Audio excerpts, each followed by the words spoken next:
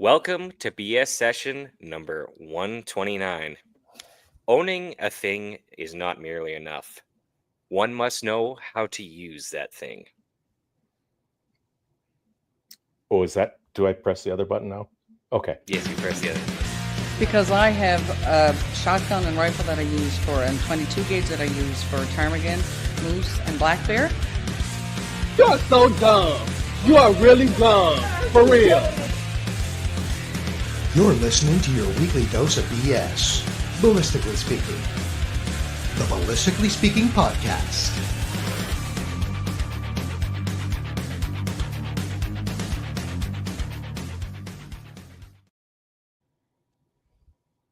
Well, here All we are right. again with my typical delay with camp internet. Mm-hmm. I love that job. That's what you get for being in the middle of nowhere. Yeah, well, you know what? With all the forest fires near here, like there wasn't a fire near this site this time, Mm-hmm. but kind of upstream of access to this site, there's a wicked forest fire that's still burning, and it actually burnt some of the fiber optic line coming into sight. And before I got into sight on Tuesday, there was almost 2 weeks worth of I think that's what I understood. Almost 2 weeks worth of blackout. Essentially, there's no Oh, wow. cell service. There was no internet. Nothing. It was sounding kind of dodgy. Living like it's 1986. Oh, if only we could. Yeah, I'm much more an analog guy than I am a digital guy. Yeah, that is very fair. Yeah. Yuka Kazi's on already. Hola, Nancy Vasquez. Mm-hmm. Yeah, there's Uke. Yeah, There's Nancy. a pretty little girl. All So right. just And I can gotta. say that. I'm not being creepy. That's my girl. I just gotta. Well, I'll bring this up and then we'll go into our ad reads. But we are just talking before the show. I was talking about multi-stage injection in a diesel engine, Exciting stuff. and we got into the revelation that it's very close to the combustion cycle of a firearm. So, in a multi-stage diesel injection, you have a pre-injection, and that can be compared to the primer being struck, and then initial flash into the case, and then you have a main injection in a diesel engine, which is your largest. Same thing with your powder burn. Once your powder That's starts your to burn, payload. yeah, and then you have obviously that pressure spike at that time, and then you have a gradual reduction in pressure as the projectile exits the barrel, and Or you the piston have, goes down. Yeah. yeah, or the piston goes down. So except there's not quite a third, like a post injection equivalent in a firearm, other than if you have a powder Oh, that there could be has a there could be, or you have detonation. a detonation, or a powder with a long sustained peak burn. So True. anyways, that's just Somewhat kind of a comparable. revelation. Let's go into some of our We should sponsors tonight. we So should do some sort of MythBusters themed that way. mhm, Compare diesel engines to mhm, firearms. yeah, we could do it. All right, Derek, lead her off. All right, we are brought to you by Callsign 66, Canada's best rifle training. Welcome to the Brotherhood. Book a course now at callsign66.ca and follow them on their Instagram at callsign66 and on Facebook at C/S66. Stay tuned. They have their 4-day combined fundamentals course coming up on August 1st to 4th. Register now. It could be confined. Depends on the behavior of the attendees, I suppose. Possibly. All right. Also, proudly sponsoring the Ballistically Speaking podcast tonight is Ribstone Gunsmithing. Craftsmanship done right. Contact Oscar at ribstonegunsmithing.ca and breathe life back into any firearm. Also brought to you by March Scopes Canada. The Dion optical design line of rifle scopes has a scope for all of your hunting and shooting needs. Find Doug and Nisa at marchscopes.ca. And Apex Optics. When you buy Apex, precision comes standard. Check out all the fine competition rifle scopes, red dots, and binoculars at apexoptics.co. And also, I'll just add a quick note to that. Apex is tariff-proof. Canadian and international orders ship direct from their Calgary warehouse, and American orders ship from the great state of Texas. No tariffs, no hassle. And also, they have their Apex Rocky Mountain Challenge 2-day pro PRS qualifier match coming up near Calgary next month. Registered now. And as always, EM Precision. Go ahead. Yeah. Sorry, in my paper copy here, it doesn't have that. So thanks for the pickup there. EM Precision Rifles in Vegreville, Alberta, building Canada's finest precision rifles. Find Shane and Steve on Facebook, Instagram, and on their website at emprifles.ca. Bolt Action Coffee, bringing specialty coffee to the precision shooting world. Order coffee and merchandise at boltactioncoffee.com. And Odell Engineering, pick up a Canuck shotgun or Bergara rifle from your local distributor and tell them Phil sent you. Look them up on Instagram, Facebook, and on their website at odellengineeringltd.com. Sterling Arms International, home of the R18 Mark III and the R9. Contact them at sterlingarms.com. Look out for the R9 arriving to a store near you. They're being shipped out to dealers on a pretty regular basis now, so now's the time to buy one for your wife and kids, and a second one for yourself. And also, a quick side note to that, Grey Fox Strategic has started producing holsters for their magazines for the R9. So get your hands on some of those for your magazine retention needs. Man, you guys are in the know. Good work, Derek. Got to do something. So, and last but not least, Yukai Kazi. Yuke, your fee for sponsorship is late. Please send $7,000 plus photos and GST plus sales tax on that. Well, is GST applicable internationally though? I don't know. I never thought about that. There's probably some tariffs involved in that. I don't know. All right, is Mike back there done eating? I'm here. Yes, as a matter of fact, we do. Good call. Wooden nickels. Okay. Wooden nickels. Yeah. Jesus, all right. Today we have with us Earl Green of Phase Line Green Tactical. Earl Green, who are you? And what do you do?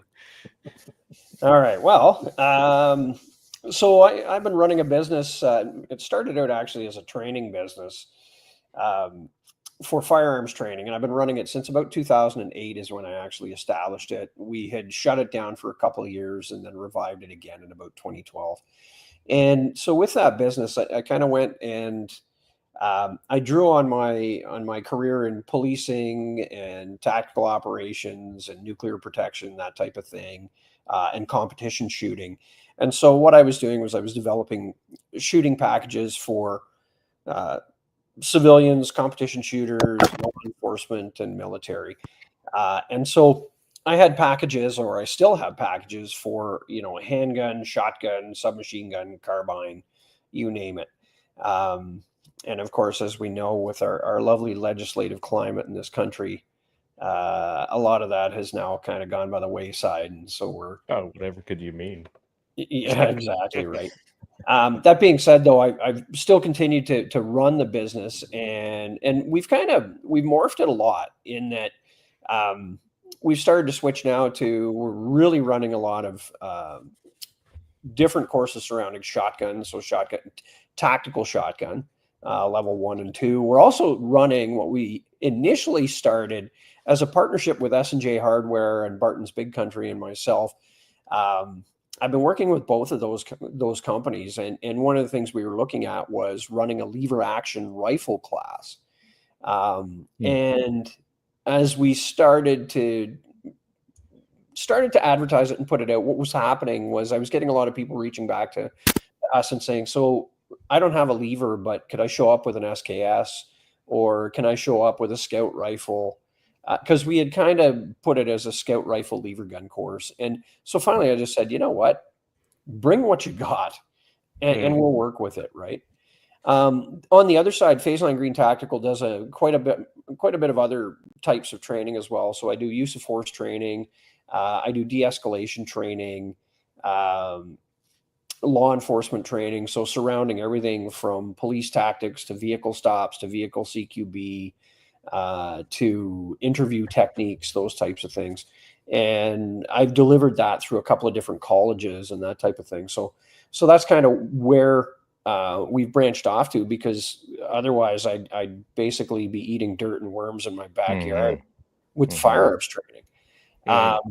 And it's kind of, so I do a lot of use of force training with security agencies and hospitals, colleges, universities, by law enforcement agencies, those types of things. So that's kind of what we've done with the company. And it's constantly evolving. I also have other instructors. So it used to be me as a one-man show, and now I have other instructors that are former police tactical members, guys from CANSOFCOM. I actually have a psychiatric nurse that we've started working with, who helps us deliver de-escalation training and also trauma response for some of our clients. But that's really not why we're here today. I mean, I could use those last two up here at work. I'll tell you what, you know what? Transferable skill. It's Transferable skills. unbelievable how many, like what basically I would say the diversity of my clients, in that who wants that training. Like I've got, I've got federal agencies, I've got private agencies, I've got hospitals, I've got schools that all want this kind of training. And it is one of those things too. I draw on my former career in doing threat assessments and things like that as well, where, so we work with schools around that type of stuff. And I work with workplaces on, harassment and workplace violence and all that kind of stuff. More to looking at really preventing an issue before it happens and managing people with difficult personalities. Although I've been accused of having a difficult personality at times too. So You're not alone. Right. So what I do is I look at, so how would I manage me? And then I go at it. Right. But that's one of the things. So it's kind of changed there. But what's interesting is on the firearm side of the house, certain things that used to get a lot of attention, such as our pistol course, my pistol courses, I could fill up a pistol course in no time. And now I think I've got 4 or 5 on the calendar for this year. I just had to cancel one this coming weekend, because we're not getting the signups. And so I think what we're seeing is, the prohibition on the sale of pistols has led to 2 things. Number one, people don't understand you can still use your pistol. You can go out and shoot it. You can buy ammunition. You can go to the range. You can go to training, that type of stuff. You can use it for competition. And then on the other side, no one's buying anything. So what I'm not getting anymore is really the younger crowd that have just kind of gotten their RPAL. And I shouldn't say younger crowd, but the shooters that have just gotten an RPAL, went out and bought their first pistol, and have contacted me and said, hey, I want to learn how to run this thing, so how do I do it? We've lost that. It's not there anymore. And that's the sad part. And there's a bit of complacency even within the firearms community itself, I think, in that, they're kind of not pushing back and saying, you know what, I'm going to go out and do this until you tell me that, or until you come and get me. I'm going to keep shooting it. I'm going to keep doing it. I want to learn how to use it better. I want to compete, or I want to practice, or whatever. Actually what's happening now, I'm getting a ton of people that are reaching out to me about self-defense stuff, and everything from home security to firearms to impact weapons, you name it. And really it's not just compartmentalized to certain areas. I mean, it's interesting. Myself, like a majority of my clients are actually in Alberta. Even though this year we've focused a lot of effort in Ontario, where I come from. But what's interesting is that I've got a ton of clients in Alberta, they want innovative training. A lot of it now is surrounding home security and self-protection because, as you guys know, you get into the prairie provinces or the western provinces and you call the police and, well, they'll show up half, right? So how do you manage it for that? The If they following day. decide it's worth it. Right, which is a problem that I'm seeing with It is. policing, and it's one of the interesting things. I recently was talking to some police officers here, and kind of what we've also noticed is the new breed of police officer isn't all that tough. They couldn't hold up their end in a fight. God only knows what would happen if they actually had to get into a gunfight. I don't think it would end well. A fist fight definitely doesn't end well, and so it's one of those things where, so what's the purpose of the police? Well, it's to take a report and lay charges. It's not to protect you. Yep. And so that's kind of where we've kind of morphed the company into is doing that type of training. I'm coming out to Alberta in August, and I'm running 2 courses. I'm running a home team tactics course, which is actually self-defense and firearms and things like that around homesteads. So couples, families, those types of things, and what to do if the front door gets kicked in at 2:00 in the morning. And so it'll encompass everything from communications, movement, barricading, setting things up so that you're in a good defensive posture and protecting your kids as well and that type of thing. And as well, we're also running our lever gun, bolt gun, semi-auto gun course, which is now rifle course. Yeah. Well, so what we did with that, we sat back, and it was interesting because I talked to the guys at Barton's about it, and I talked to the guys at S&J, and I'm like, what should we name it? And between the 3 companies, we said, hey, let's call it the Pro Rifle Course. So practical rifle operator. Yeah, I like that. And so I went, hey, that's pretty cool, man, because that's really what it is. And I'll tell you what, I picked up my first lever gun this year. I never thought I'd be a lever gun guy. I was pretty much sold on the AR platform. I mean, I took a number of courses in it, and I've taught, I don't know how many courses in it. But I'll tell you what, I'm having a riot with this lever gun. And I think everyone should own one. Yeah, exactly. And to the point where, I just bought a 357. I bought the Smith & Wesson Stealth Hunter. And I bought the 357 thinking, okay, I'll shoot 38s for courses, blah, blah, blah, blah. But now I'm actually looking at it as that might be my whitetail dogging gun. Because where I whitetail hunt, a long shot is 100 yards. Everything is short. And I think, I was telling somebody the other day, the longest shot I've ever made on a deer was probably 100 yards, with the majority of my shots being within 25. So, that's going to be fine for that, right? Yeah, I actually did the math recently for a video we did on the Canuck Wrangler Boss. Great rifle, 357 mag, and I chronoed, 158 grain bullet, doing about 1685.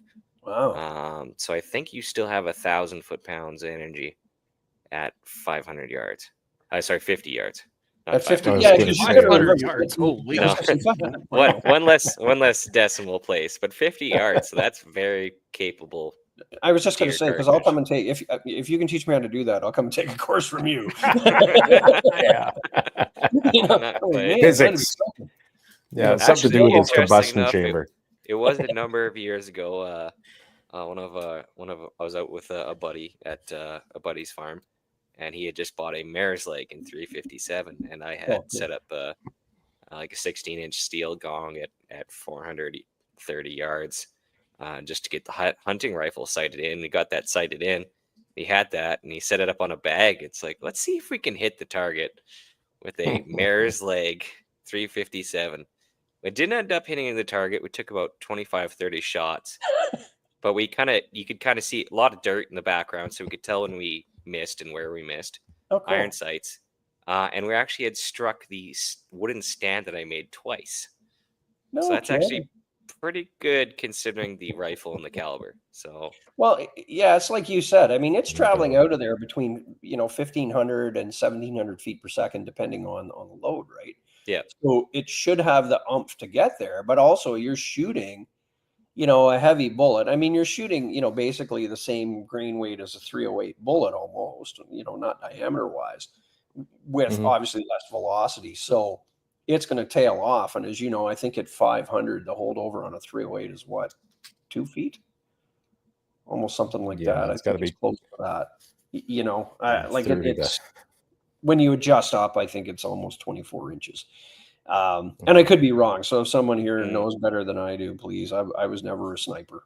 So, but yeah, that's one of the things. And so the gun should do it. So anyway, one of the things that I started to look at is, that fun aspect of getting guys coming out with lever guns. And last year I ran a scout rifle course up in Grand Prairie. And what was interesting is I think 3 scout rifles I had 10 people on the course. I think I had 3 scout rifles. I had 2 SKSs. This is before some of the semi-autos were, were banned. So I had, the December ban, December 2024 ban. Yeah. Prior to that. Yeah. So, I had CZs and I had, what else? I had MCRs and things like that. So, but what was interesting, I had one guy come out with a 270 varmint gun for scout rifle course. And so everything is, I'm doing shots at, 15, 25, and then we were going out to 300. And I'll tell you what, it was interesting too, because one of the things that we did see, there was a guy there with a box stock SKS who managed to hit everything. And there was another guy with a tricked out SKS, like with, all the ATI furniture and all that kind of crap. Right. He couldn't hit anything. And I don't know whether it was the gun. I took the gun prone and tried to punch it out to 150 and 200, and I couldn't get hits at 200 with it. And I'm like, I should be able to. So the funny thing is, going back to how you set up your gun too is kind of do you need all that crap, or can you go box stock? I just I taught a pro course 3 weeks ago, I think, or 2 weeks ago. Guy on the end of the course had a box stock Russian SKS, and he had found a mount for a red dot on it. So he had a SIG Romeo 5 on it. And other than we had to sight him in first thing in the morning, after that, he never missed any shots. But that course, I really only pushed them back to 50. Everything else was within 25, 15, lots of fast up close shooting. Like one of the things we do on that one too is I do kind of a running bear challenge where I'll have targets at, 25, 20, 15, 10, and 5. And you got to smack them as fast as you can, starting at the furthest target, right? So just fun stuff like that. And that's kind of where I think, the shooting side of things is going. And who knows what, the next stroke of a pen is going to be with these clowns and auto. God, yeah.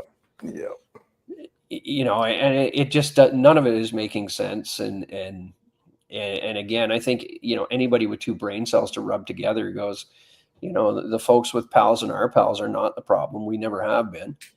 And yet on the other side of it, which we're seeing, right now, where there is no bail reform. So, they're turning guys out, the 10 minutes after I wouldn't say 10, but probably within an hour of being arrested for a serious offense.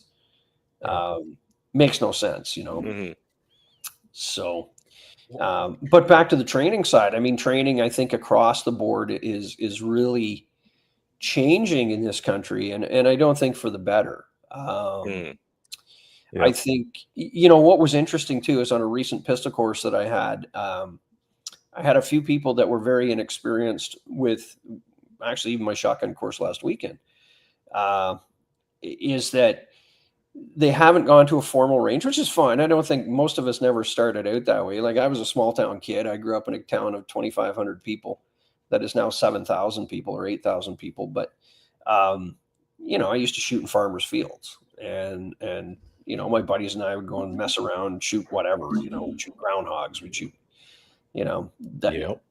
shoot targets, play around, shoot trees, all that kind of stuff. Mag dump into trash.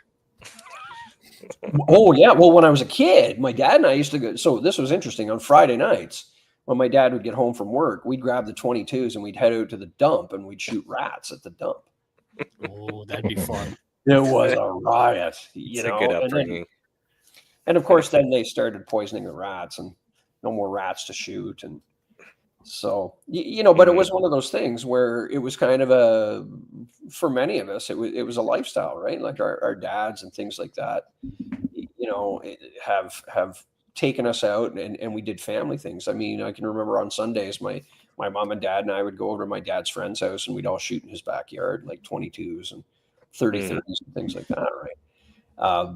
Which has changed now because, again, first of all, most kids don't go outside anymore. They don't really do the things that we did as kids, messing around on farms and things like that, or riding bikes, or, playing around in the woods or anything like that. And so it's kind of sad because I think we're seeing that die off as a way of life. And one of the I think things there's purpose behind that. Oh, there absolutely is. I mean, there's one of the things, and I'm watching the comments here, and you actually made a good comment here about it. There's no sense on purpose, and he's absolutely right. And the continuous propaganda, but the continuous propaganda is not just surrounding firearms. The continuous propaganda is surrounding masculinity, and that and family structure, family values. Yeah. Well, look at it like, we don't want you to have, even right of center views or conservative views. I mean, it's bad for you to even say that now. Yeah. We don't want you to talk about Christianity. We don't want you to talk about guns. Those types of things. And the scary part is that, we're seeing this with kind of this death of masculinity, of don't be a man. And it's like, what the hell are you talking about?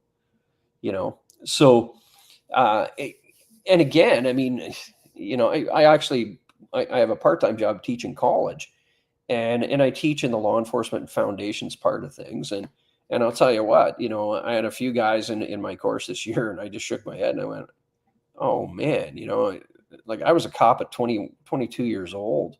Right. These guys are 22, between 18 and 22 years old, and there's no freaking way they could be cops. Yeah. Either smart enough or astute enough to deal with people, or if it had to go to hands-on to take care of themselves or to take care of someone else. I don't think it still have milk stains in their mustaches. Exactly. Yeah. So, it's kind of one of those scary things that really we're seeing. My dog just decided to come down and say hello. Can't stop that tail. It's going, I was going to say, sounds happy at least anyway. Yeah. Oh, yeah, she's a pretty happy dog. Yeah. Yeah. So, but that's one of the things. So again, how that's affected business is, I'm really seeing repeat customers over and over and over again. I'm not really seeing the new customers. I'm seeing a few, but not that many. And so what's interesting though, is everybody now is focusing on shotguns. Yeah. Because shotguns have remained, other than the Darias and things like that, have pretty much remained untouched. Yeah. So who knows what's going to happen there? But again, I'm getting a lot of guys that are coming out. And also the other thing that we're seeing is shotgun manufacturers are starting to kind of come back. Like, interestingly enough, last week, Mossberg sent the new 590R to S&J Hardware and asked us to try it out on a course. Oh, no kidding.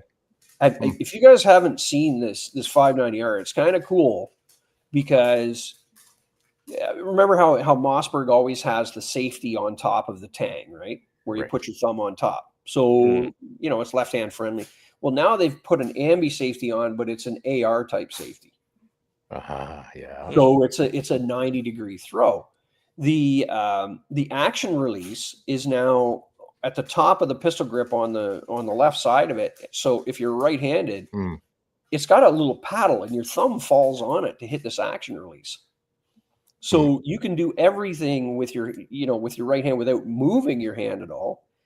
It's got a mil-spec tube with its own kind of proprietary stock with a really thick butt pad. It's got a heat shield, Picatinny rail all the way down. They have one version that actually comes with Magpul sights. And I'm sure, you guys have probably shot the 590. The 590 is a heavy shotgun. This thing's lighter. Hmm. And the action on it was pretty slick. Now 590s are normally pretty slick anyway, but this Yep. thing was slick. And I walked away from this is a brand new gun on the market, and I went, that's something to go to. Ooh. And it's interesting. I mean, we're seeing those. I'm seeing 1301 has kicked the Benelli M4 out of everything.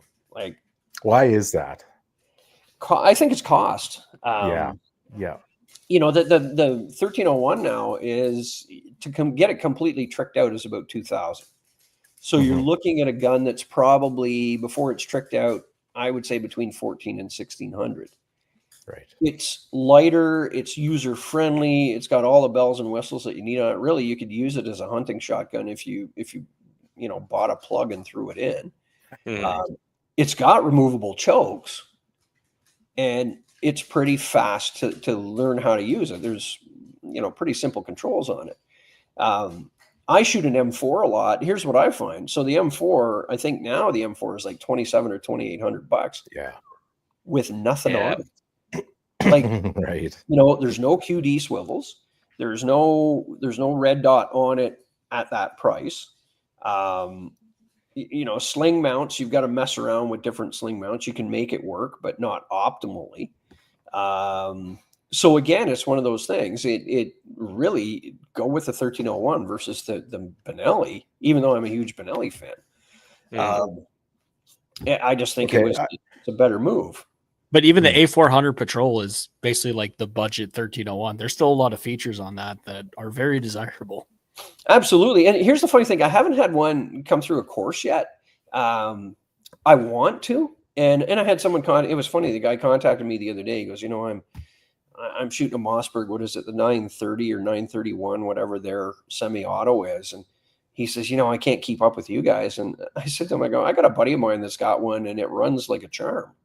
So why don't you show up and dance with who brung you, kind of thing, and we'll teach you how to run your gun. At the end of it, you might decide that, okay, I'm embarrassed by this gun, but you probably won't be. The interesting thing that we've been finding through the courses, and I've noticed this over the last probably 5 years with my shotgun courses, is really the 590s themselves weren't really holding up. We were running into problems with shell latches and things like that within them. Quality control was the issue. So that was one of the things we saw, but I'm not seeing that with Beretta. I don't see it with Benelli. We don't get many 870s anymore, unless they're older 870s. I was going to ask just a little bit ago while we're in this vein, 870 or the Mossberg 500 or 590, you said, right? Yeah. Yeah. Which one? Like, I don't care, either bone stock or hot rodded. Oh boy, it comes down to personal preference. No, Okay. Here's the funny thing though. Like I grew up with the 870. I mean, that was my first police shotgun. I had lots of training on it. I was an instructor on it, for 8 years on the policing side of the house. And honestly, maybe I took it out of the cruiser 3 or 4 times. Half of the time we had at that time, believe it or not, my service was issued Mini 14s as our patrol rifle. Right. I'd take the Mini back 14s. a ways. Yeah. Oh yeah. Yeah. And then we went to C8s, right?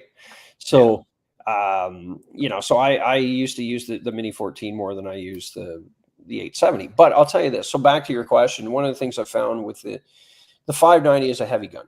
And also, if it's set up the way that right out of the box, the stocks on all of these guns are too long for most normal people.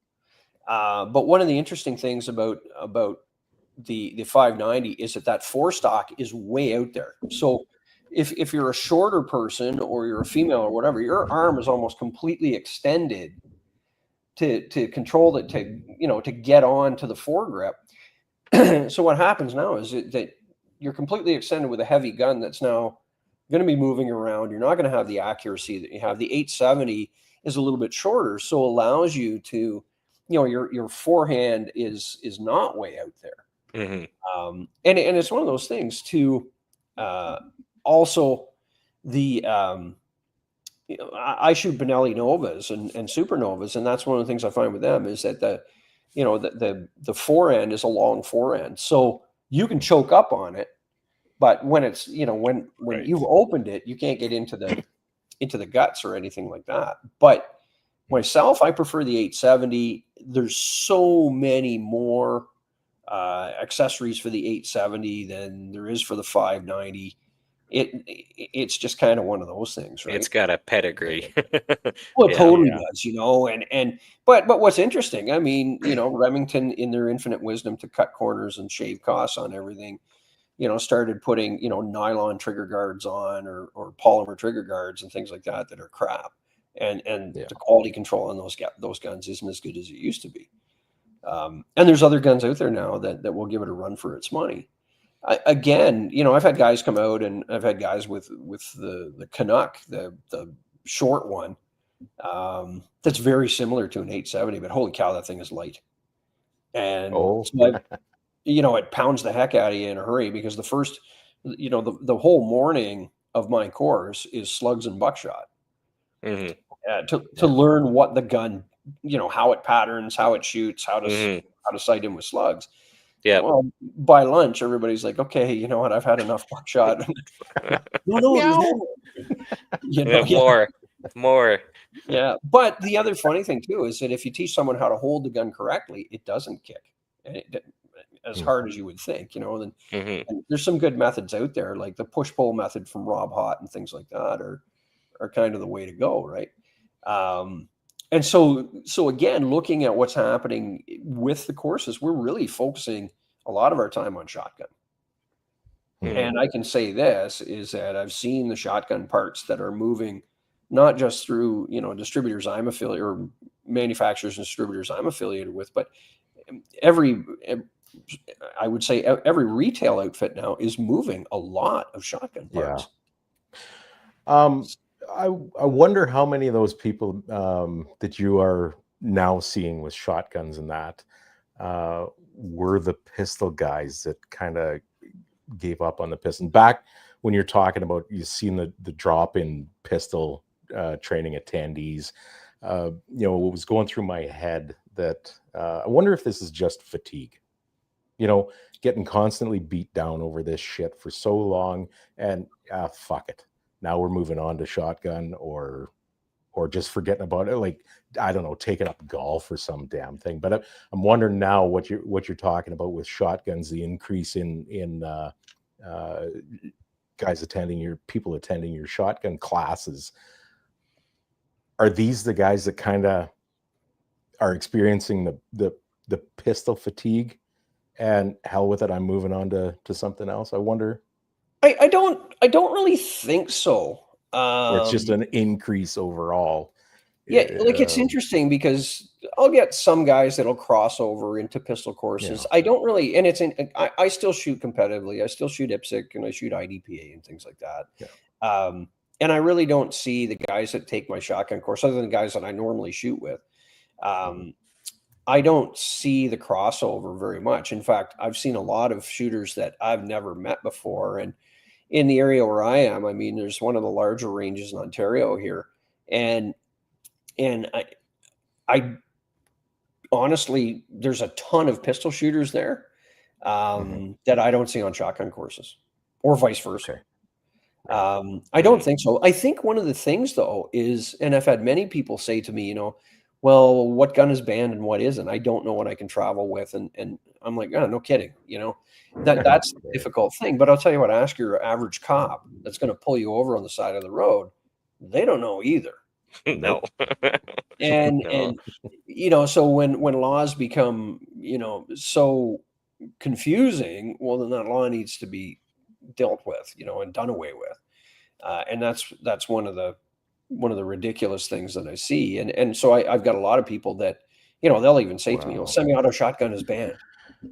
No, it's not, and even myself, I mean, after the last round of bans, I had to go through the list because I was hearing, somebody had said to me, oh, by the way, your Benelli M4 is now banned. And I'm like, oh, you got to be kidding me. So I go through the list and I'm like, it's not on there.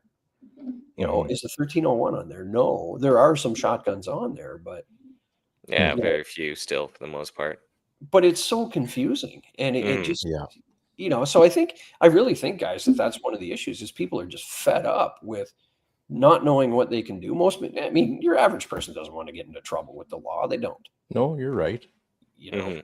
Yeah. And that's the sad part. And it's kind of funny because I've been watching some YouTubes and videos recently, and watching, some people on Instagram, and I've seen guys that are out, way out in the boonies, let's say in Western Alberta or in BC, running around with their ARs because they don't care. And really, what are the chances of running into a Mountie out there? Pretty Right. slim, Yeah. Yeah. Yeah. Yeah. I've been in the bush in that area. You don't see many people. No, You you see don't. more animals than people. You don't. And Yeah. that's the interesting thing about Ontario is you trip over a cop when you don't want one. Mhm. So, they're there. And that's one of the things. And here, I mean, people complain to the police about everything. Mm. So, I'm lucky. I live in a That's great. fairly One thing I want to go back to on the shotgun side is I think a lot of people have come to the realization of the diverse use and the utility of a shotgun.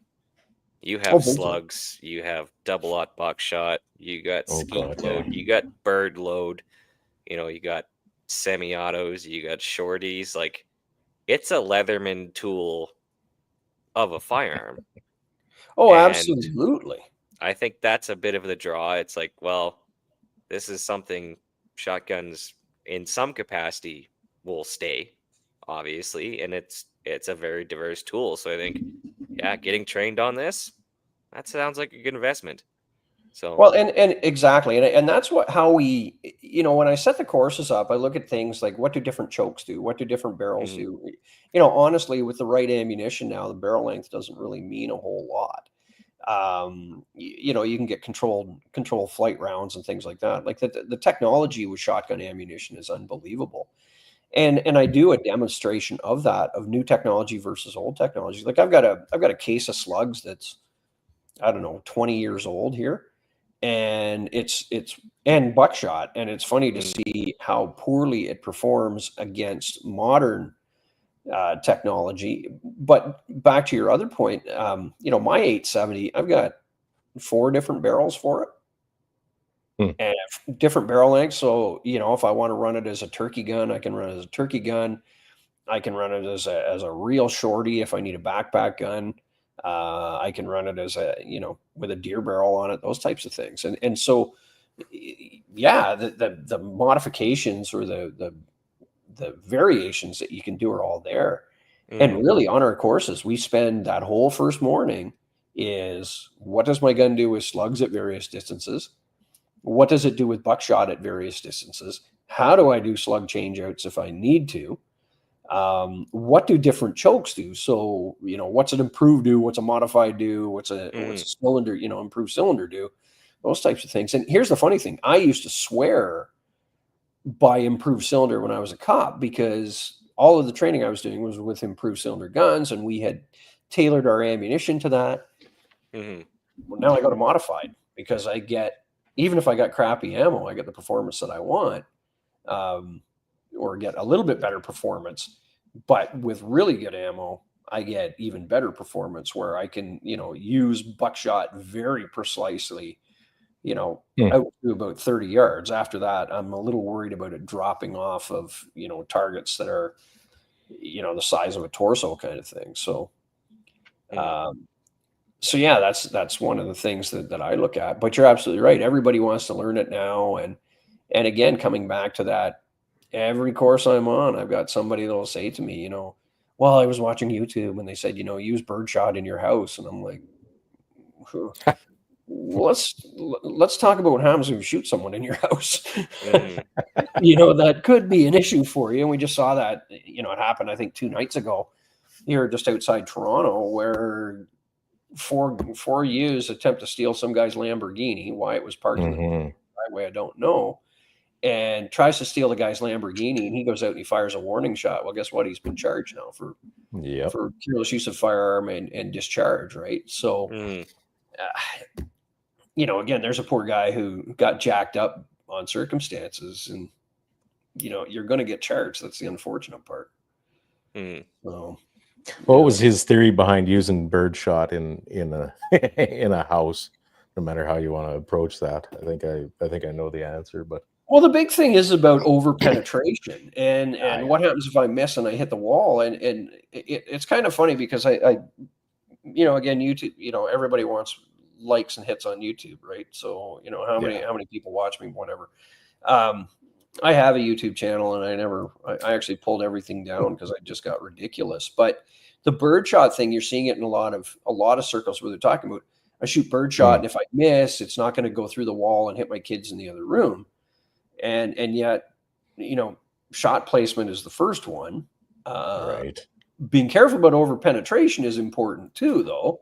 So you could probably get away with buckshot in your house, but again, you also got to look at what's your average shooting distance within a house. I mean, look at how long your house is. Longest shot might be if you're on the outside 12 meters, something like that, right? So that's what it could be. But a slug, I'll tell you what, if you've ever shot a deer with a slug, it goes out the other side.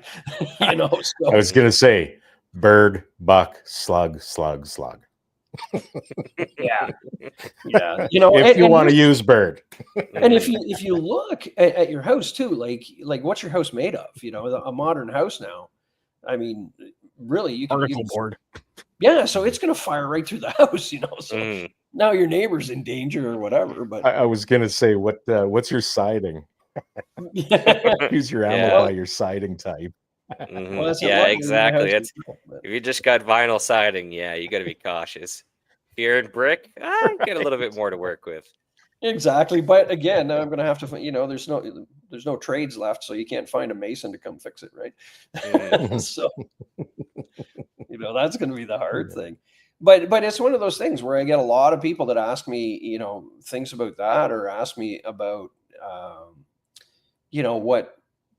what should they do in their home? And one of the things I tell them is lock yourself in the bedroom, call 911, and tell them you're a baseball, have a baseball bat in there and tell them you're a baseball player. That's really the key thing is securing yourself away from it. But back to the other point, how far away are the cops? Mm-hmm. When the cops are hours away, you have seconds. Yeah. I mean, even where I live in a rural environment, the closest police detachment to here is about, 15 minutes or so. But to call the cops here, I'll tell you what, they're 45 Please minutes hold. away. Yeah. Or if they're not parked at the end of my road waiting to see if I speed or something like that. But right, yeah. That's one of the things. So yeah, I'm sure you'll probably go into it in your kind of homesteader course, but we've talked about it before on the show. This is essentially in a self-defense situation, there's certain criteria you have to meet to be not charged. Yeah, parity of force. Yeah, because again, the self-defense statute in Canada starts off with a person is not guilty of an offense if, and then starts to list a number of bullet points. And we've talked about in our self-defense episode, it's assuming right off the hop that you have already committed an offense. Oh, absolutely. I mean, section so that 30, is the yeah. It's interesting because under the criminal code, sections 25 and 26 kind of deal with police, right? And the first one says is that, anyone in the administration of the law can use force. So if I'm telling someone, you're trespassing my house, you have to get out, and they refuse, okay, now I'm in the administration of law. I do have the right, regardless of what province I'm in, I can place them under arrest, or I can remove them from my property, one of the two. And I can use force to do so. Section 26 of the criminal code says, but hold on a second there, Jack. You've got to use the right amount of force. So any excessive use of force, you're responsible for. So, 25 is like your credit card that says, here, you can use this. But 26 says, no, there's a spending limit there, dude. Yeah. But then section 34 of the criminal code, which is the one that you're referring to, says that I can use force to defend myself as long as the force that I use is not excessive in nature. I forget the exact wording of it. There's 5 or 6 bullet points there that are a little bit hefty. So it has to be, basically if it's a fist fight, okay, I might be able to go a little higher. Like I might be able to use an impact weapon, or I might be able to use, something else like that, a weapon of opportunity. A knife, or, uttering threats, I'm going to kill you, where you're in a position of, number one, you're a bigger person or whatever, or they're armed, they have a knife, a bat, a gun. Okay, well then lethal force is justified. But here's the problem, is that it still has to be investigated. Yep. The seizure of your property is still going to be made. You're still going to be treated as a suspect, because that's what the police do. Ask me how I know, because I used to do that. And so it is one of those things,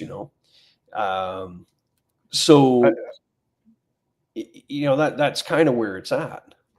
I was reading an article not too long ago about this very thing, and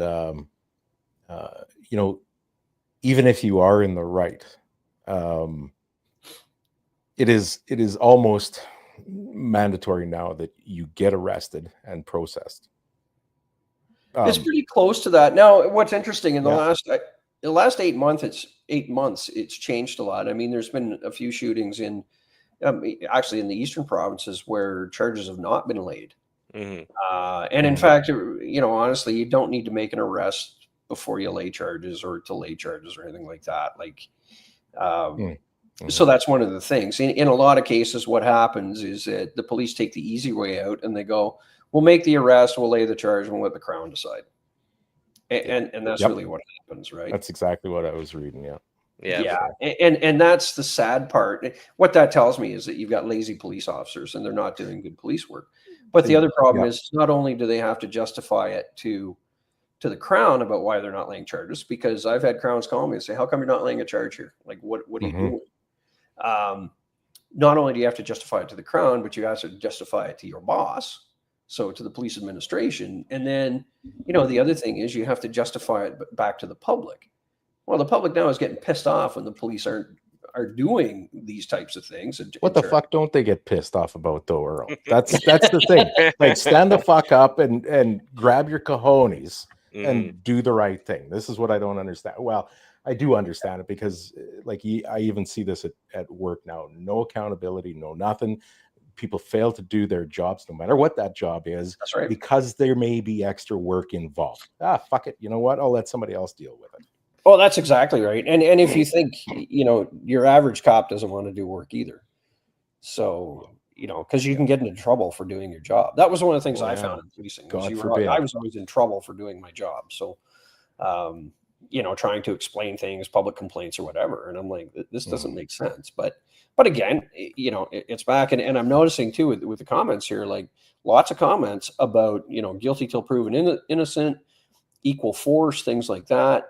And I'll talk briefly. I think one ABNDT here said, the thing about the guy in Vaughan is what they're looking at in that case. I can tell you right now is that they were stealing property, and he used a lethal device to probably send a warning, because no one got shot.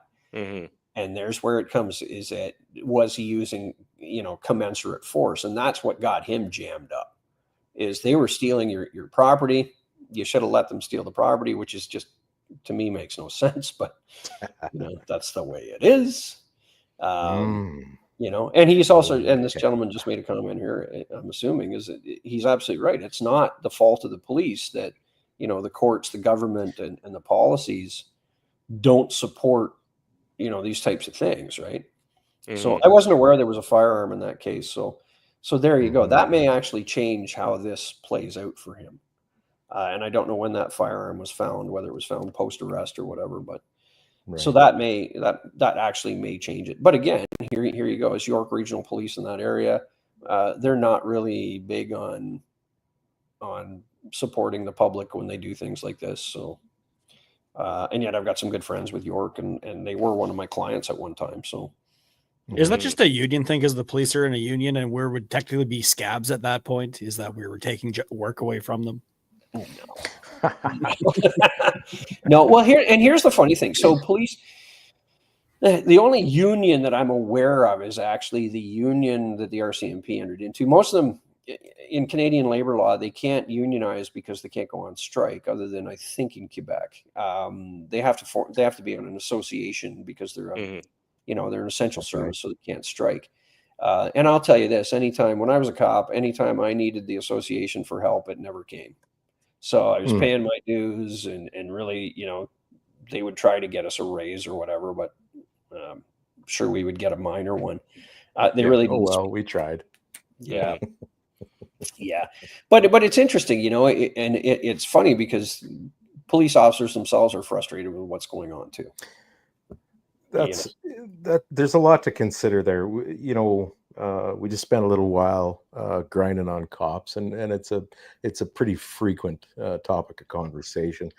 You do have to consider though, and one of the things is this whole bail thing, and I've heard countless cops talk about rearresting the same damn people and them getting let out. So they're frustrated and they're stressed and they feel like they're spinning their tires. Yeah, exactly. Yeah. So that's got to play into other aspects of their jobs. We can hack on cops all we want, and some is for very good reason. The reasons we laid out previous to this, right? But there are also other factors that have to be considered as well. I don't know what the solution is. Well, I do, but I can't see it. Different government, but unfortunately, we're going to wait for that a while yet. So no, but it's you know what? It's qualified people who take pride in their work and actually care about executing their work the way they're intended to, without. I'm going to say without much failure. I don't know anybody that doesn't fail sometime at their job. So, well, I think, but it's like Earl, you were talking quite a while ago now about, your, I think you said your university class that you teach. Is that me cracking like that? I think that might have been Mike. No, I think it was Mike making noise. That these guys in their early 20s, I'm paraphrasing, but sorry, excuses for men. That's partially at least a generational thing. And who are the new cops? Early 20s men, early to mid 20s men. Yeah. So they're just soft. It's a different group of people now. You don't have the hard asses anymore that don't give a fuck what anybody says. I'm going to do my job anyway. Get out of my way. You got the negotiators instead now. Well, and there is a good. I mean, there's good to that. And that's one of the things. Like here's the funny thing. So when I started policing in 1990, and I worked with guys that were hired in the 60s and 70s. And I'll tell you what. You know what? I saw a couple of things. I saw some really, really good cops from the 70s. Sure. I saw guys that you'd open your mouth and they'd punch you. That was how, a contact started. They threaten you as a rookie, even like, well, I'll take you back and I'll kick the shit out of you because you didn't do what I told you to do. And be like, oh, okay.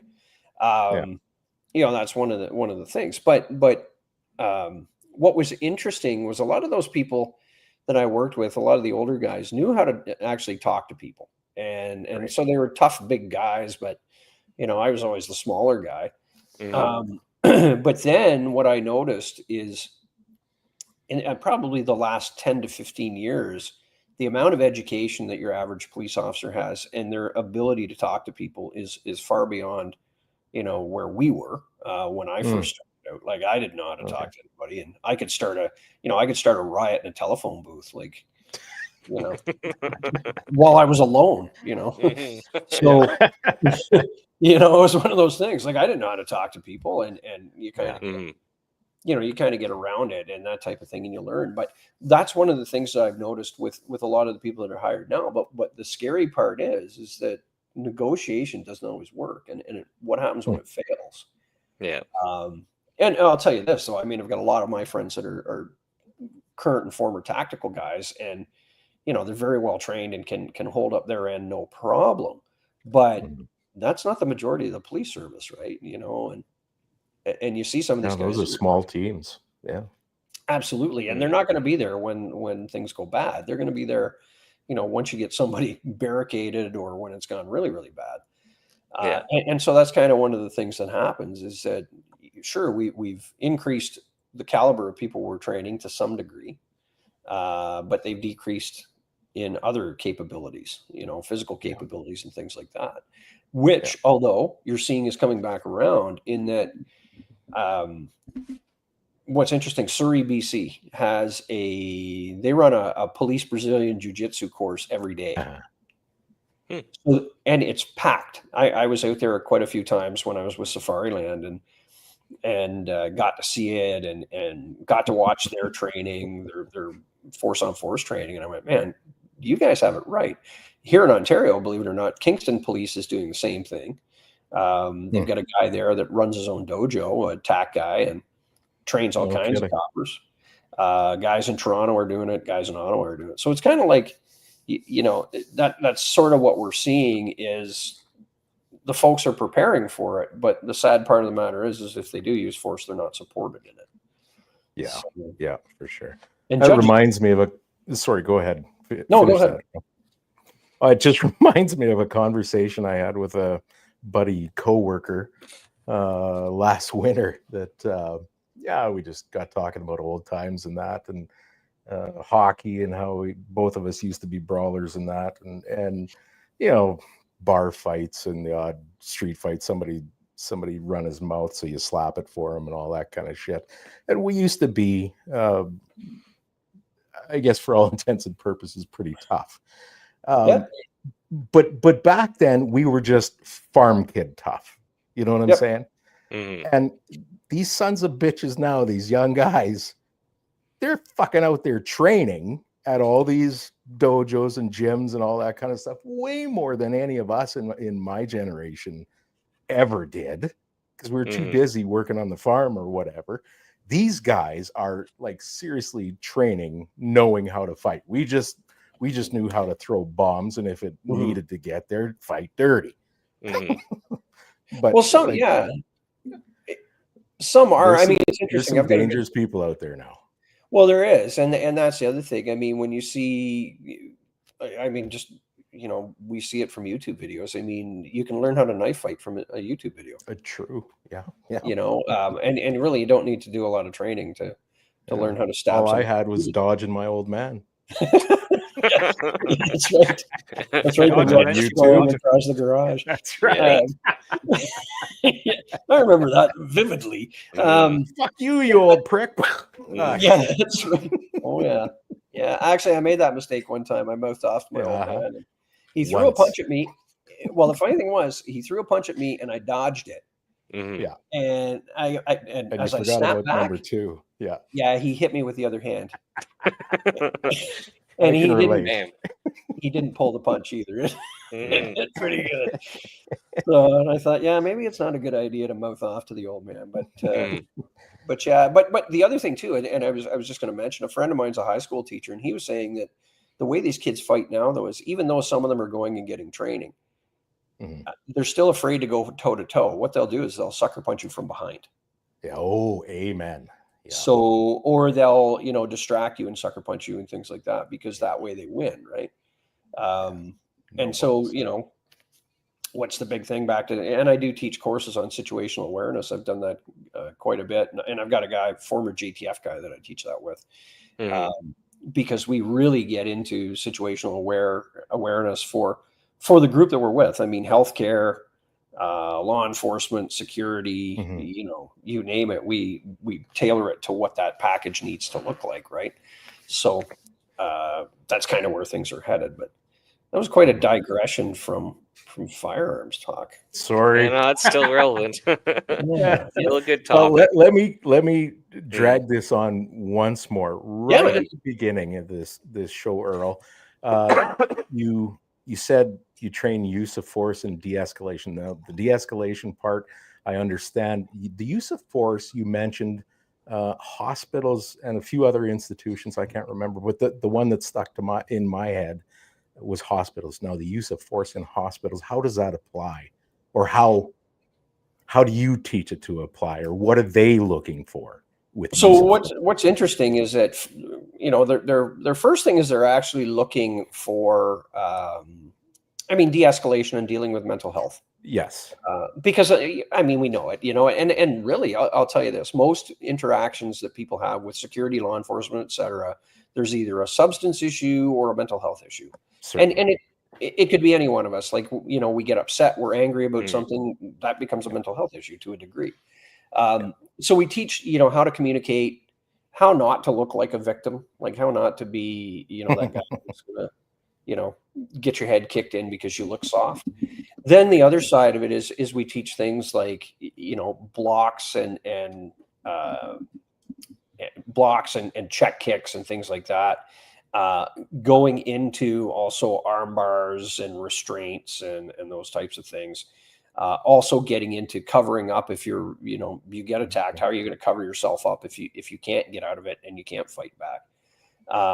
So some of that stuff is we'll teach that. We also teach handcuffing, baton use, use of improvised weapons if you have to. Okay. And because what's happening is, and we also teach response to active shooter. Sure. Dealing with that person who is extremely distraught or who's acting out at that point in time. So, pin and mount, that type of stuff. So we do get into a lot of that. And it's one of those things where I do it with colleges and universities. I do it with healthcare and law enforcement. Because they're running into it. Like, colleges and universities are like small cities. And I'll tell you what, a lot of these college and university students are mentally ill. And they've never been told no. And it's like, society now have never been told no. And so they push the luck and get themselves into either a policy or a legal violation. And they just keep pushing it. And, it goes sideways. And so that's what we teach. So again, and there's the real communication thing. And what's interesting too, is within that, I also try to work with the organizations and say, why don't you select the right people? Like, don't hire this type of person, hire this type of person, or, why don't you take your best person, take a look at what all of their great, their best attributes are, and why not try to hire people like that? First of all, set any HR course on fucking fire. Like any accreditation for HR positions or whatever, nuke it. Yeah, it's a difficult thing, right? Like, I've seen it with policing, and it's interesting. I mean, I had left policing. I was gone for about 4 years, and I decided I was going to come back. And I'll tell you what, the hoops I had to jump through to go back into it. I just got to the end of it and I went, no. I mean, I got hired back by 2 services, and I said, absolutely, I'm not, forget it. Yeah. I'm done. You guys are clowns. Yeah. And there were games being played as I was, I was being promised one thing, and as I'm getting closer, I'm finding out I'm not getting that. I'm getting something that I don't want. And they're saying, well, you knew when you signed up, you knew you were getting into it. I'm like, okay, well, whatever. Did I though? Yeah. So, but again, with the use of force thing, that's kind of one of the things we do. But I've had to expand the business to include that, because the firearms thing is, as much as we're running courses almost weekly, we're on a bit of a hiatus for a couple of weeks right now, but it's just not there. So looking at that in a broader, I think it's a communication way. Well, my communication problem. Yeah. My brain can't. The gun community in general, and everyone who's heard this dead horse gets to hear it again, communicates by telegraph, in my opinion, for a lot of information. Yeah. Well, we cannot get a good message out to our own people a lot of the time. Well, I think, I'll tell you what, it's kind of funny. You look at where most of us get our information, and most people in society now get information from Facebook. Yeah. Which is erroneous. But Larry Vickers actually had a really good comment about this, and he had this thing called the Royer rule. And he had a friend, his last name was Royer, and the Royer rule was that in any Facebook conversation, within 3 comments, it's going to be a totally different topic. Yeah. Some idiot's going to take it off into a direction that it wasn't intended to in the first question or the first comment. Shocking. And it happens, and usually it's wrong information. And you see that like I follow CCFR pretty diligently because I find that they do give a lot of information. I listen to podcasts like yours and other podcasts and to see what's going on and who's got what to say. But the fact of the matter is that there's still improper information in all of them. And I could pick up the phone and call Rod Giltaka at any time and say, Rod, what the hell's going on? And he would give me an answer. But again, we don't do that. And I think to your point, we kind of do ourselves a disservice in that we don't stay on track and we get wound up in some of the comments, of within, 2 or 3 sentences of people are like, the problems with the police or the problems with, whatever, or the election was stolen. Okay, sure it was, but it probably was. But the fact of the matter is that wasn't the original topic. Like, let's stay on the original topic because people want the information, right? Yeah, I think another large part of this whole issue too is I think people more now have kind of gravitated to their own bubble, their own the echo chambers that we talk about, right? Yeah. There's confirmations you get there that you don't get from talking with folks of a alternate opinion or position, whatever. So I think people more and more are sticking to their own groups rather than going outside and figuring out why your neighbor feels a different way, opposed to you. There's just more comfort and less effort in staying inside your bubble. So our firearms community, there's several different bubbles in our firearms community. And Mike, you're saying that, we communicate by telegraph. Well, I think that's part of the reason why, or the result anyway. Yeah, I kind of even I mean, I belong to 3 gun clubs, and what's interesting is the polarization of groups even within a gun club. Oh, yes. Shotgun guys hate the pistol guys hate the carbine guys. Yeah. No one wants to, you're a long range rifle shooter. Well, whatever. No one cares about you either. I know you are, but what am I? Yeah. Right. So, and it becomes one of those things where sometimes you just shake your head and you're like, oh my God, guys, we're all on the same frickin' side. Like, come on, but you're right. We get into our own little bubble and I don't like them. And one of the things I find is, the polarization of people now on left and right. And yet we're really, in a lot of cases, a lot of people aren't all that different, but no. I hear this from my mom, actually. She's, here we are in Canada and she's like, oh, that Trump, he's just horrible. And I'm like, huh? He's the president of another country. Yeah, but look at him, and he's going to bring that here. And I'm like, oh man, what? Yeah, and I just shake my head, and I'm like, oh boy, and it took me forever to try to convince her not to vote Liberal. But that's one of the things. And now, if you challenge anybody about, you say to someone, well, Mark Carney is, he's not a good prime minister. They want to jump down your throat with both feet, and it's like, well, what's he done? He's done lots of things, but what did Pierre Poilievre ever do? Well, he wasn't the prime minister, so he couldn't, It's like or they name go back. 3. He opposed the current government, which was his job as the leader of the opposition. Right. It's called opposition, leader of the opposition, not leader of the support, for a reason. Exactly. That was the NDP's job, was leader of support. Exactly. Yeah, which is kind of funny, right? What's the classic argument? Well, I'll take it back to, it's all Harper's fault. Harper hasn't been prime minister for 11 years. What are you talking about? I mean, I'm kind of guilty of that. I say something similar. I say it's all Pierre Trudeau Sr.'s fault. Yeah, let's just keep going backwards. That Yeah. sounds. Exactly. That's how history works. You have to look back and like you're not looking back farther enough with Harper. You got to keep going. I picked that guy. Exactly.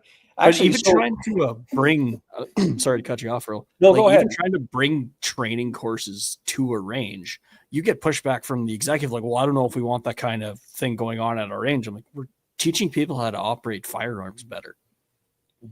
Why would the membership be against that? Well, two reasons. So the firearms training community is a disaster. The people that are offering courses, in many cases, should not be offering courses. And I'll say that unequivocally. And in this country, I'm going to get to that question in a second. I know exactly who you are, too, sir. Yeah. I've heard about this gentleman, and yes, you could come. But here's the funny thing. So sort of lost my train of thought there for a second. Oh, yeah. So within Canada itself, when you look at who's doing firearms training, there's really only a few professional organizations. I mean, you know, you've got Direct Action with Randy Turner. You used to have a Kogi out west. There's a couple of guys in the Vancouver area. The gentleman here just mentioned Dave Burke. Dave Burke used to do them years ago. Who else? Chimera is another one. Off-spec War we talked to a number of months back. Yeah, and he and I have talked as well. We're friends, and so really, there's only, you know, Millbrook is another one. Frank Paquette from Millbrook. Call sign 66. Yeah, that's more for precision rifle side though. That's kind of their focus. That's right. Really Rob Furlong as well. Yeah, Furlong, you bet. But if you look at that, Linda so and her husband Milcoon. Yeah, Keith Cunningham. I'm good friends with Keith. So there's really such a small. There's only about 11 companies that are very professional. And what's interesting is that ranges get upset because, and now actually here in Ontario, the ranges require, the CFO has said to the ranges in Ontario, if you're going to allow someone to come in and teach at your range, you need to make sure that they have a minimum of $5 million liability insurance. Of course. Try getting liability insurance. Now I have it. And in fact, I got mine through CCFR, through their insurance carrier, but I had to talk to him to get specialized insurance because not only do I have firearms insurance, I have liability insurance, and I have errors and omissions because I teach academics and use of force. So I could be sued for a whole bunch of things. And so we do that. So that's what one of the requirements is. And I've had all kinds of people, you know, reach out to me and say, actually a classic example, I was at an IDPA match a couple of years ago, shooting with this guy who was a horrible, unsafe shooter. And he says to me at the end of the match, he goes, "Hey, you teach pistol courses, right?" And I'm thinking, oh, he's going to hit me up for a course. And I'm like, yeah, I do. Actually, I can help you with that. And he goes, no. I was thinking, like, I think I should start doing that too. Oh, brother. And I interest you in retail. Right. Now, I used to be the guy that would call you an idiot for that kind of thing, but I just kind of looked at him and said, "It was nice talking to you," and I just walked away. I'm like, if you're that delusional, I'm not going to be able to change you, man. Oh my God. Yeah. Speaking, let me interject just for a brief second, please. Speaking of insurance and that, we have a guy that tunes in every once in a while. I'm so frustrated right now. His name is Zach Schlingenschlegel. If you say no correctly, you get free insurance. He has an insurance and don't ask me to spell it. His business card is this long. Yeah. Special it's a foot long sub. Special order. It's a fold out. Center fold. Man. We gotta find his business name. I cannot. He is. I can't. And large man. Like holy, that's a. Oh really? Of a man. Oh yes. Yeah. I can't remember the name of his company or the company that he works for, but he does specifically this type of insurance. Zach Schlingenschlegel. Boys, when you put this video up, I believe it's a Sarah. A Sarah? Yes. That sounds. I think it's Sarah. Yeah, so it's not Schlingen. It's just Swillinger. No. Or something like that. It is. No. I have it here. I'll I'll I'll read it out. SCHWINGENSHLOEGL.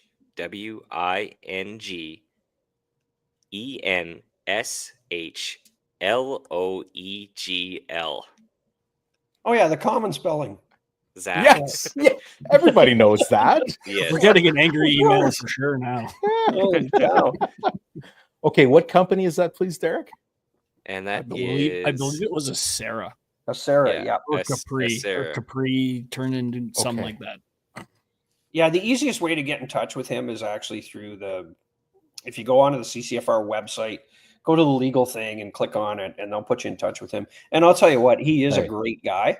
Okay. And the folks that work there are phenomenal and will take care of you if you're, All right. you're going to get into business, that type of thing, whether it's retail or you need, self-protection insurance, that type of thing. So it's the way to go. And so that's one of the things that's happening is a lot of the ranges are pushing back. The other thing too is that in some cases it's an embarrassment for the trainers at the range that offer the club handgun course or the club safety course, which doesn't make sense to me. And in fact, I've said to a few of them that what you should do is maybe come and take my course and you'll learn how to instruct better. And you'll also learn what the safety aspects of managing and running a range are.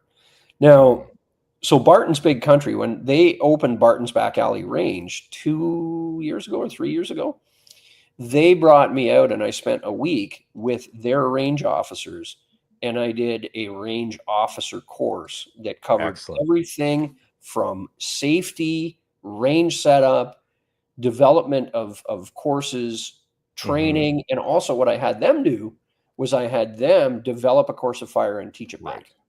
A train the trainer type. Exactly. Yeah. And so I'm still very, very connected with Barton's, and that's really what we do. So that was our thought process with that, was to get into that type of stuff and run through it and make sure that we do annual requals on it as well. Now I go out there and the guys will instruct along with me, or they'll come on the course when I'm out there. Just, at times I'll say, here, you go and deal with this guy, you teach this part, and I'll watch so that I can write them off at the end of a year and say, yeah, I still support it. Because if they do have an issue, I'm willing to go and actually testify or deal with the police in the investigation as to this is what we were doing. This is why we were doing it. This is, based on the situation that you've got, this is where it went wrong. And so that's what I look at. It's just one of those things. I mean, I've seen range accidents where people have shot themselves unintentionally and investigated them as well. So it's just one of those things. But again, what I'm seeing with a lot of ranges, like my home range here, it's funny. I've actually offered them a free 4-hour handgun seminar, and I had 0 signups. And I went, you've got to be kidding me. And I said to them, I go, guys, I'm giving you something that's a $200 deal. Like, it's free. And you can, even if you're embarrassed at how you shoot right now, I guarantee improvement by the time we're done. And I guarantee you'll be a safer shooter. And nope, I'm not interested. My range is sometimes difficult. What happens when I mention, I want to teach a course here? Well, you're going to tie up the handgun range for a whole day. And I'm like, well, there's 2 of them. For the love of God, yeah. But then the other thing is there's never anyone on it. And so I'm like, none of this makes sense, guys. Like, so why don't you want the course? Well, and then of course I'll hear it from the shotgun guys. Oh, because you're closing down a range for it. You're a shotgun guy. Go over and do shotgun stuff. Right. Yeah. So it's just Why are we such weird people? Yeah, it is. I think part of it too is people are really overconfident in their abilities. Like, I hit that target. You'll see it during hunting season when guys are starting to train up. Like, oh, I hit that pie plate. I'm good. I'm like, if those rounds aren't touching, I am swearing profusely. Yeah, the Dunning-Kruger effect is really strong. 2 foot square, and you're like, yeah, that's perfect for deer. Oh, we are in trouble. Well, I'll tell you what, I'll give you a good anecdote on that. So a few years ago, this would probably be about 15 years ago, I started hunting with a new group and deer hunting. And so on the Sunday, before opening day on Monday, we'd go up there. We could hunt on the edge of we were hunting in and on the edge of Algonquin Park. We had park tags and things like that. But on the Sunday, they would take you out to the gravel pit to sight in and also to check and see that you knew how to shoot, kind of thing.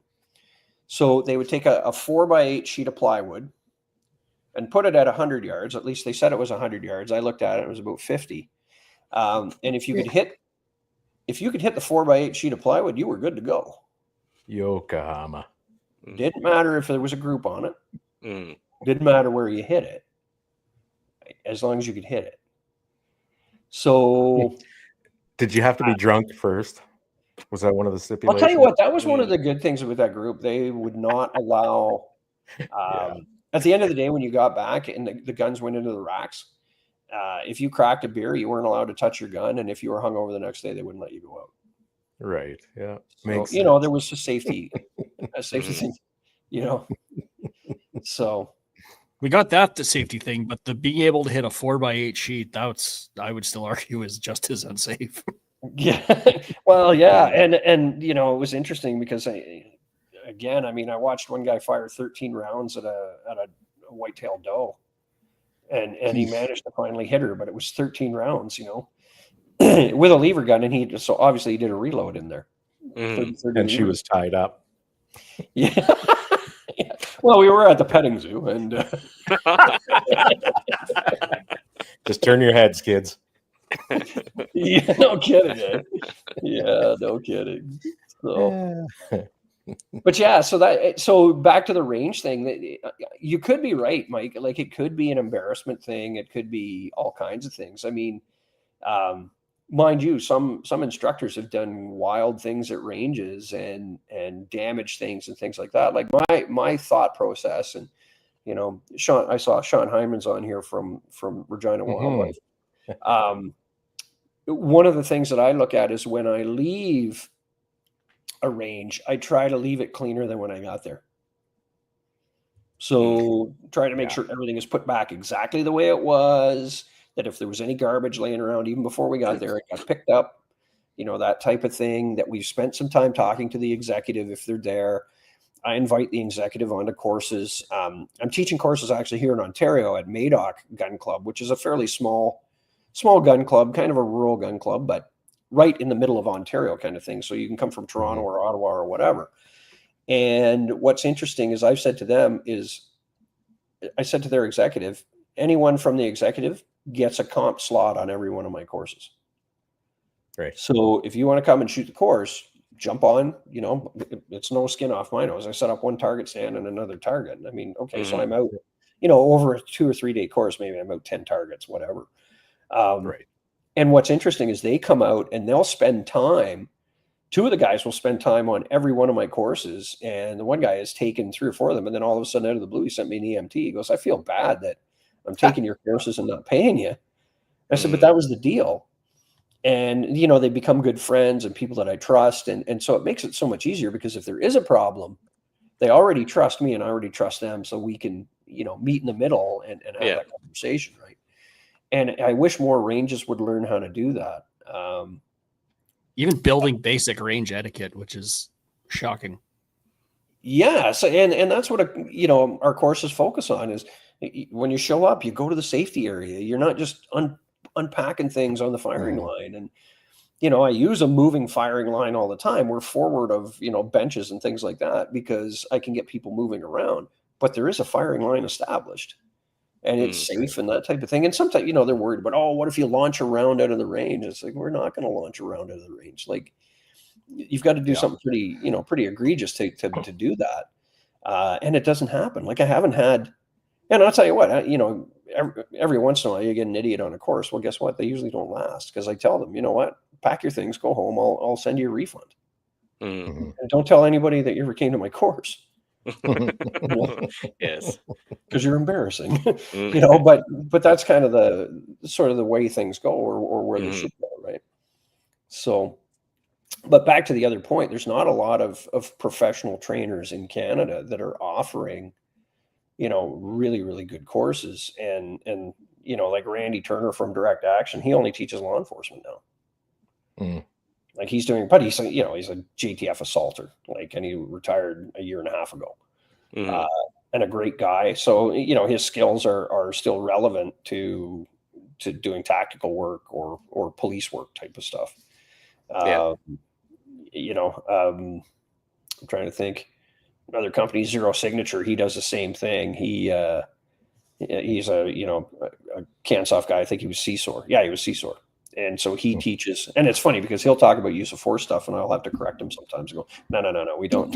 Policing, we don't do that. We, you know, it's a little bit different. But again, you know, it's a transferable skill. So look at, my thing is I always look at, so who is the instructor? Like I take courses every year. And I usually go to the States to do them. The odd time I'll do things here. I actually do have for competition shooting, believe it or not, I actually have a coach here in Canada. Yep. He used to be one of the top IPSC shooters in Ontario. Mhm. And if I'm having an issue with my shooting, I'll call him up and say, let's hit the range for 4 hours. I need you to diagnose what I'm doing wrong. Right. You Yeah, know? you can't always figure it out for yourself what the hell you're doing. It's a It's perishable just like a skill batter. too. New techniques come out. Like we're not in the 1940s Yeah. one-handed 1911 anymore. Mhm. Well, that's it. And here's the interesting thing is that, like, 2 years ago, I changed my style completely. I changed my grip completely. I changed my stance completely. Part of it was because For of all these years. anger. Yeah, so I Yeah. changed all this stuff, and I'm still refining it. Like I'm coming up with better ways to do things. You know, even my mag changes. I caught myself yesterday. I was on the range yesterday, and I was shooting a 1911 actually, and I dropped the gun way down to do this mag change. And I'm like, why am I tucking the gun way down? And it's because it's a skinnier mag. I'm used to a double stack mag. So I was like, no, keep the gun up higher. So I don't have to bring it as far up to get it back into my vision. Right. And again, one of the things I say to people is get the camera out. Like myself, I'll put the camera out about every second session and I'll video what I'm doing. Then I'll go home and because I do on my pistol courses, well, on every one of my courses, I do diagnostic shooting where I'll have just one shooter shoot and we'll break down everything that they've got going on and how they could optimize what they're doing. Now, it varies for everyone. Like Bandit here was, you know, he's a one-armed shooter. He's not going to be able to replicate exactly what these guys are doing, but I've already heard about him from and Bandit, I heard about you from one of the guys at Madoc. And it's interesting because I went, man, I kind of want to see how this guy shoots because that's also pretty cool. And but you know, with him, I'll tell you what, he's going to teach me more than I'm going to teach him. Yeah. So you know, and we'll get him out to a course and we'll see how he goes. But that's one of the things. Like I've got a guy, there's another guy that he's taken 5 of my courses now. He's actually legally blind. He's got like 2200 vision or something.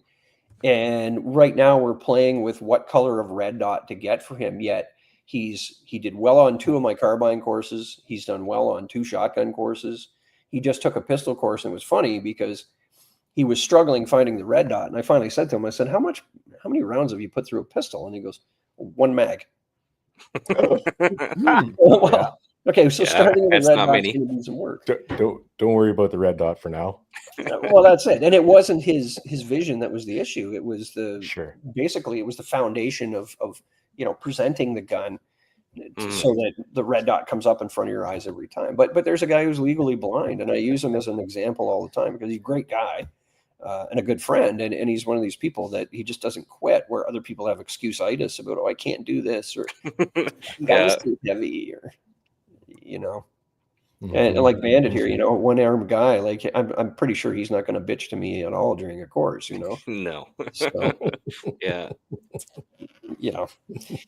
Hey, I got an itch over here. Can you get it?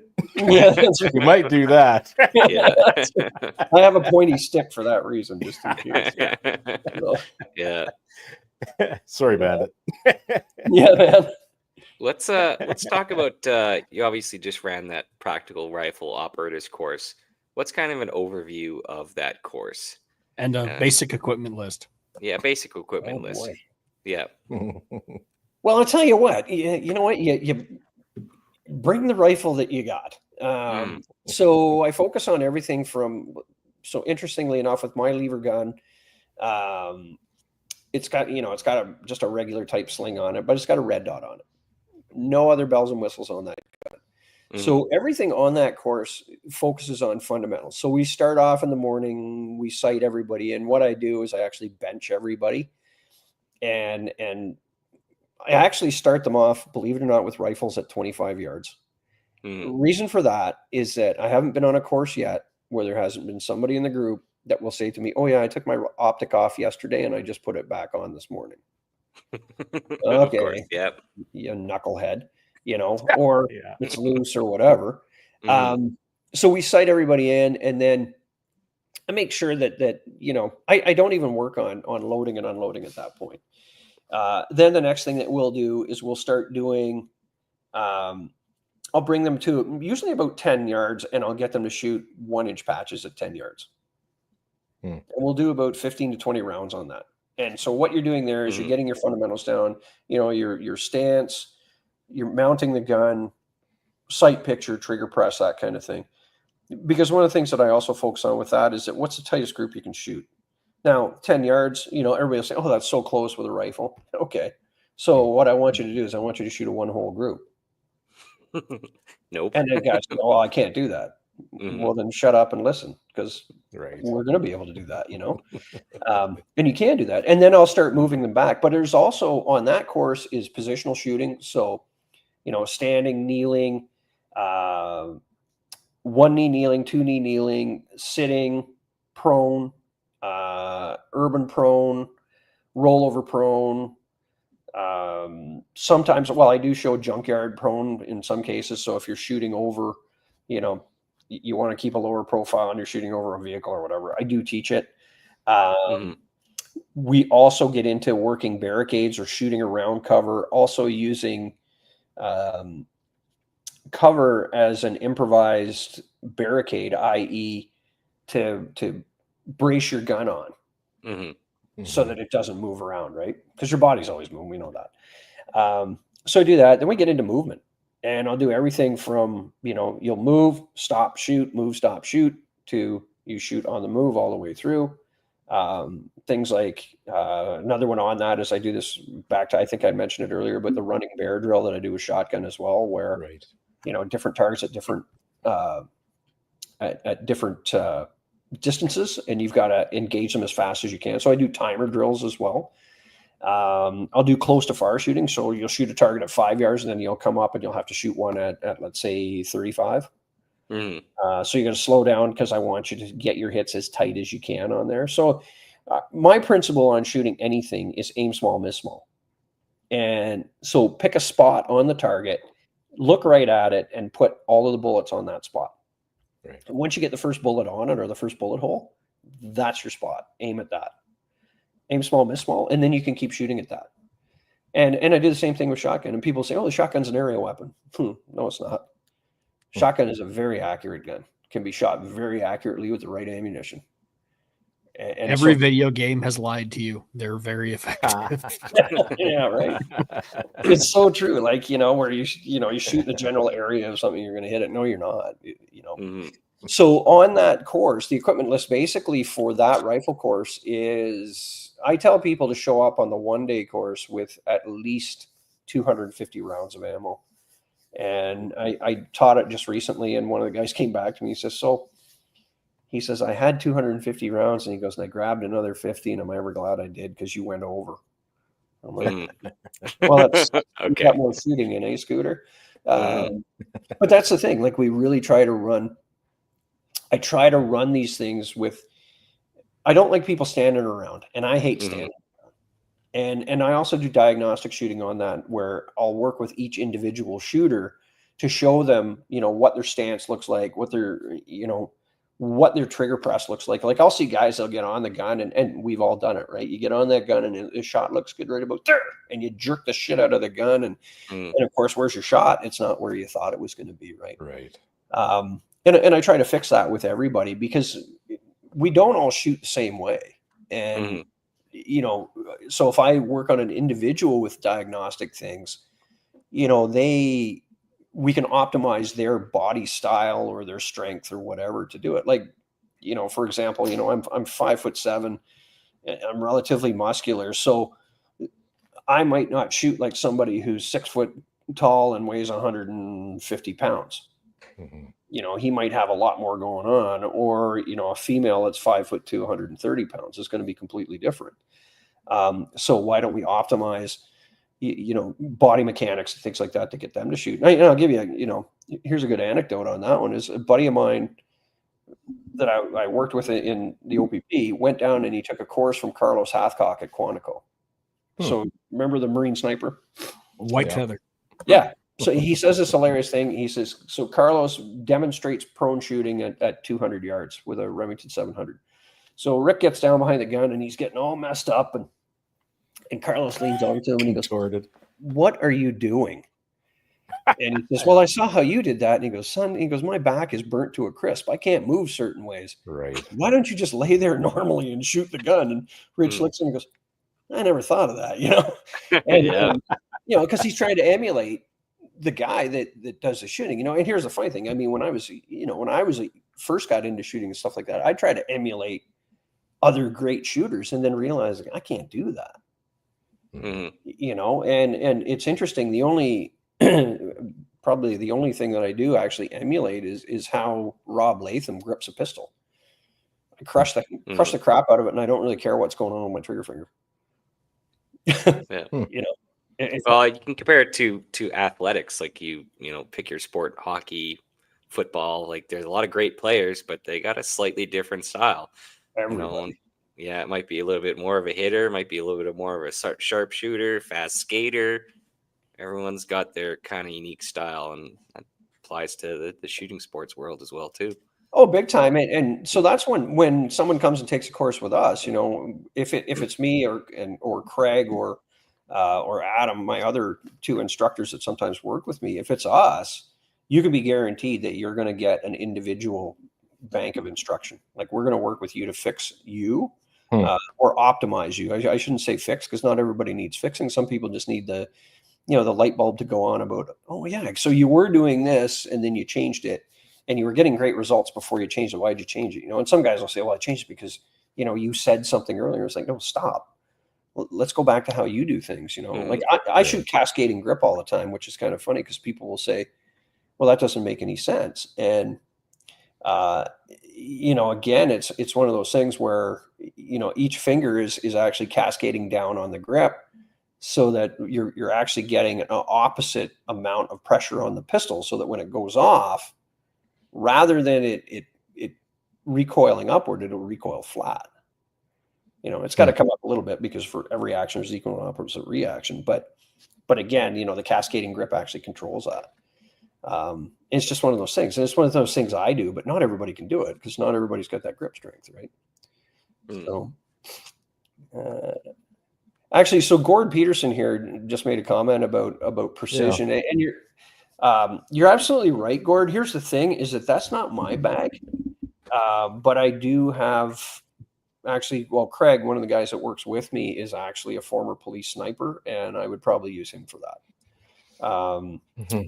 But Gord, rest assured, we are looking into PRS because I want to diversify into that. And really, what I'm looking at right now is I'm actually going to put together a 22 rifle course for precision, but also with kind of a tactical 22 thing where you're kind of taking like police sniper shots from a number of different positions and that type of thing. So moving around the range, shooting 22s. So that's I think that's a good place to start. Yeah, for sure. Absolutely. Fundamentals first. Yeah, absolutely. But I don't want to take anything away from Project Maple Seed because I think that's another really good program. And true. You know, that program was, you know, originally was developed around the M14 and the M1 Garand. Yeah, right. You know, and it's great for kids. I mean, we had it at one of the gun clubs I was at, and it was half of the people on it were kids, and they were having a phenomenal time and shooting well too. And right, yeah, very professional instruction there too.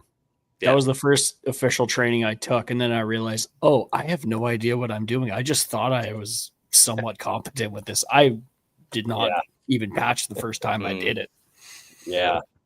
Speaking of the precision rifle training, one of our sponsors, Call Sign 66.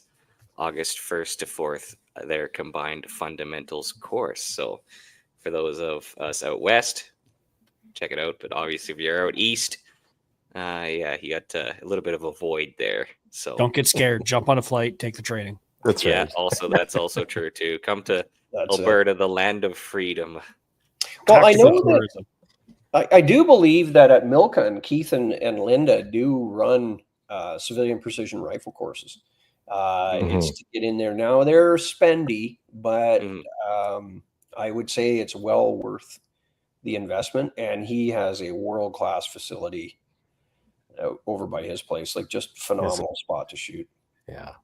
You know, he's forgotten more about shooting than I know. So just good people to learn from. So All right. Well, that's we're over usual time by about 15 minutes. Lots of good stuff here, Earl. We won't keep you any longer. Can you tell the good folks online where to find you? Well, I think a couple of people here have already found me. So we're on Instagram and Facebook at Phaseline Green Tactical. I also do have a website that's www.phaselinegreen.tactical.ca. And you can find us there. Now, if you Google me, so Earl Green, or you Google Phaseline Green, believe it or not, it's going to come up as probably the first or second hit. And you can reach out to me through there and we can discuss your training needs. And yeah, there I am right there. We can discuss your training needs and see if we've got a course that fits. Our course calendar is up there. And it's one of those things where the course calendar changes on a very regular basis. We add new courses all the time because that's just what we do. And we try to cater to what people want. So people come to a course and they say, hey, you know, I'd really like to learn something, you know, about SKSs, then I'll put them on a pro rifle course. And a lot of times, you know, you come to our courses, usually it's about 10 to 15 people. Optimally, I like to keep it around 10. And what I like to do with that is give you individual instruction, but you also meet good friends on these things. And then I can guarantee you're going to come back, you know, because you like the people that are there and that type of thing. So yeah. Awesome. Thanks for Yeah, that. we placed your website in the comment section of this video, and we also placed the link for Zach Schwingenschwagel, which Insurance. is the firearms legal defense. That's right. I think that's as much fun for him as it is us. That's right. And you, thanks for tuning in and listening to us today. Yeah, exactly. And I want to give a quick shout out to Mike at Valley Precision for helping put on the match tomorrow, because he said, hey, I recognize you from somewhere. Yeah, so shout out to Mike. He knows who he is. Yes. Yeah. Big thanks to it's obviously match season, so big thank you to all the match directors, volunteers, and sponsors that are putting up that competitive shooting. It's that time of year, so let's shout out them as well too. You betcha. Once again, Derek, can you go through the Apex? When is it? Date? It is July 12th to 13th, I want to say. Okay. It's that weekend, yes. Stampede week. Yes, July 12th to 13th, Apex Rocky Mountain Challenge, 2-day Pro Series PRS qualifier match, home of the air-conditioned washrooms as well too. So pull out all the stops. They have Friday after you sight in your rifle and turn your rifle. Then there's a mini beer gardens, and then Saturday and Sunday there is catered supper as well too. So they're pulling out all the stops. And Great some venue. awesome sponsors have put on some awesome prizes on the table. So yes, there's something for everybody. Yeah, that sounds cool. Yeah, come it out. Yeah. So looking forward to it. With that, we'll do a little bit of a for us. You can check out the show at facebook.com/BS podcast. Leave us a review. Let us know how we're doing. Also, if you like the content, please leave a like on the page and share. You can also email us with any questions you might have. We'd love to hear from you at info@bspodcast.ca. And in closing, a big thank you to Earl Green of Phaseline Green Tactical for coming out and talking to us today. And as well, a big thank you to all of our sponsors, because without them, we wouldn't have a show in the first place. Talking about Shane and Steve with EM Precision Rifles, Miles, Carey, and Cappy with Call Sign 66, Duncan and Rob at Bolt Action Coffee, Phil Odell at Odell Engineering, Doug and Niza with March Scopes Canada, Vanya and Carly with Apex Optics, Oscar with Ribstone Gunsmithing, and J.R. Cox with Sterling Arms International. Thank you all an immeasurable amount. Well, thanks very much All for right. having me, guys. Mhm. It was a pleasure, Earl. Great. Yeah. It's always good to talk Awesome. with you Thanks guys. to everybody that tuned in. And what do we got lined up for next Friday? Do we have anybody yet? Oh, Mike, you're silent. Mike muted himself. Sorry, isn't there a match at your place next Friday? Is that next? Not next Friday. So CRPS event, 2 weekends in a row, June 28th and the July 6th weekends. And then, of course, I'm back at work. Mhm. But yes, the 2 CRPS events, 2 Yes. weekends in a row at the Twisted Rooster Rifle Ranch. So I guess we're going to have to conjure up something for next Friday, hey? We'll figure it out. Yeah, Mhm. we will. Yeah. We'll keep you in the All know. right, Yeah. folks. Thanks for joining in. Thanks, Earl. We You're will very see welcome. everyone next Friday in some shape or form. Yes. But some of these bullets, as you saw, have an incendiary device on the tip of it, which is a heat-seeking device. What you just said is one of the most insanely idiotic things I have ever heard. Everyone in this room is now dumber for having listened to it. Welcome to your weekly dose of BS, the Ballistically Speaking podcast.